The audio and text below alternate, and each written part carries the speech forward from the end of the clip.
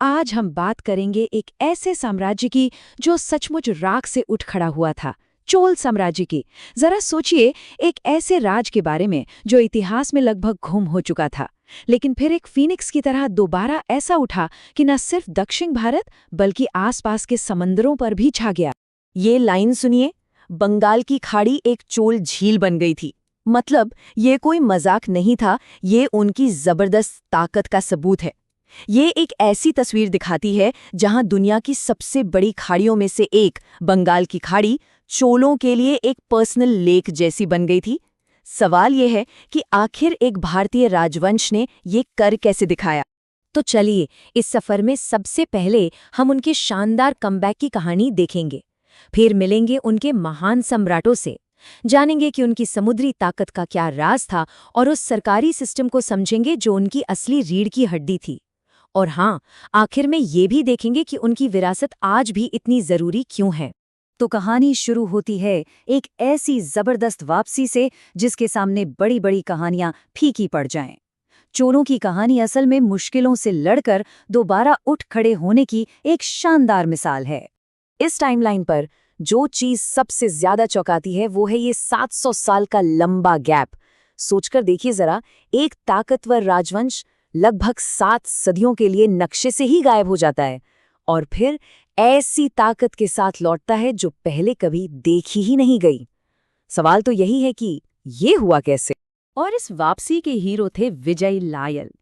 देखिए, वो सिर्फ एक योद्धा ही नहीं थे, बल्कि एक कमाल के स्ट्रैटेजिस्ट थे। उन्होंने देखा कि उनके दुश्मन पल्लव और पांडे आपस में ही लड़ रहे हैं। बस उन्होंने इसी मौके का फायदा उठाया, तंजौर जैसे अहम शहर पर कब्जा किया और एक ऐसे साम्राज्य की नींव रखी जो इतिहास बदलने वाला था। विजयालय ने नींव तो रख दी थी, लेकिन वो 2 दिग्गज सम्राट थे, एक पिता और बेटे की जोड़ी, जिन्होंने इस नए राज्य को एक असली सुपर पावर बना दिया। सबसे पहले आए राजराजा प्रथम। उनका टाइटल ही था राजराजा महान। ये नाम ही अपने आप में सब कुछ बता देता है ना? राजराजा सिर्फ एक हमलावर नहीं थे, वो एक साम्राज्य बनाने वाले थे। उन्होंने अपनी फौज से सरहदें तो बढ़ाईं, लेकिन साथ ही एक बेहतरीन एडमिनिस्ट्रेशन से उसे मजबूत भी किया। और हाँ, उन्होंने अपनी ताकत को पत्थरों में हमेशा के लिए अमर कर दिया जब उन्होंने शानदार बृहदेश्वर मंदिर बनवाया, एक मास्टरपीस जो आज भी शान से खड़ा है। उनके बाद आए उनके बेटे राजेंद्र प्रथम। सोचिए, एक इतने महान पिता की विरासत को आगे बढ़ाने का कितना बड़ा प्रेशर होगा। लेकिन राजेंद्र ने उस विरासत को सिर्फ निभाया ही नहीं, वो तो उससे भी बहुत आगे निकल गए। राजेंद्र प्रथम की महत्वाकांक्षा की कोई हद ही नहीं थी। वो अपनी सेना को उत्तर में पवित्र गंगा नदी तक ले गए और अपनी नेवी को समंदर पार दक्षिण पूर्व एशिया के राज्यों को जीतने भेज दिया। ये उस जमाने के हिसाब से इतने बड़े कारनामे थे कि चोल साम्राज्य एक लोकल पावर से एक इंटरनेशनल सुपर पावर बन गया। तो सवाल फिर वही कि ये सब मुमकिन कैसे हुआ?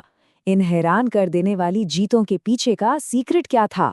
जवाब छिपा है उनकी जबरदस्त मिलिट्री पावर में, और सबसे बढ़कर उनकी अजेय नौसेना में। ये 8 का आंकड़ा शायद मामूली लगे, पर यह उनके मैनेजमेंट का राज बताता है। पूरे साम्राज्य को 8 बड़े सूबों में, जिन्हें मंडलम कहते थे, बांटा गया था। इससे ये साफ पता चलता है कि चोल सिर्फ जीतना ही नहीं जानते थे, बल्कि इतने बड़े इलाके पर राज करना भी जानते थे। उनकी सेना एक बेहतरीन मशीन की तरह थी, जिसमें हर काम के लिए खास यूनिट्स थीं। केकुलार उनकी पैदल सेना का शक्तिशाली दिल थे। वलैक्कार सबसे एलीट थे, राजा के पर्सनल बॉडीगार्ड जो उनके लिए जान देने की कसम खाते थे। और फिर जाहिर है उनकी नौसेना थी, उनकी असली ताकत, जिसने उन्हें समंदर का सिकंदर बनाया। लेकिन देखिए, मिलिट्री पावर तो कहानी का सिर्फ एक हिस्सा है। चोलों की सफलता का असली राज तो उनके बेहतरीन एडमिनिस्ट्रेटिव सिस्टम में छिपा था, जिसने इस साम्राज्य को सदियों तक संभाले रखा।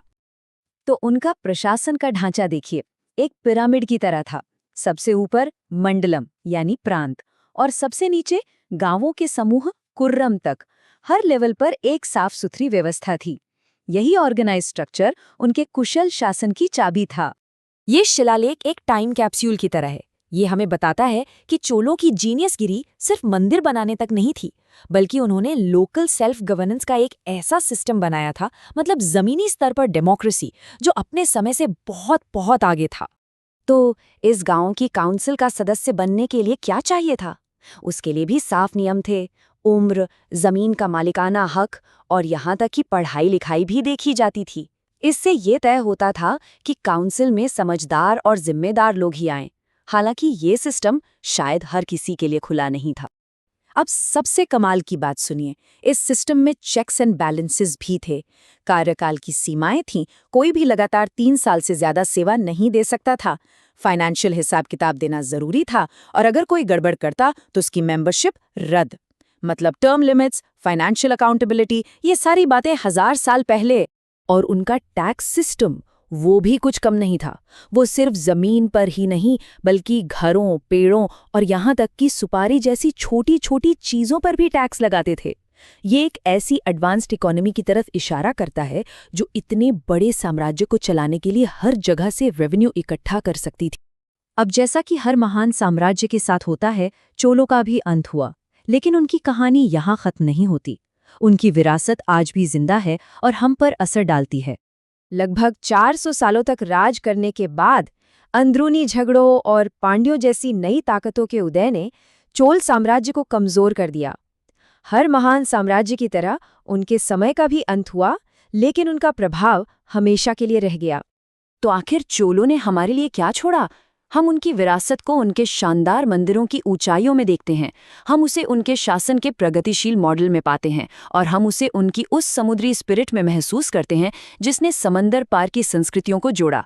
उन्होंने सिर्फ एक साम्राज्य नहीं चलाया बल्कि अपने आसपास की दुनिया को एक नया आकार दिया। और ये हमें एक आखिरी सवाल पर लाकर छोड़ता है।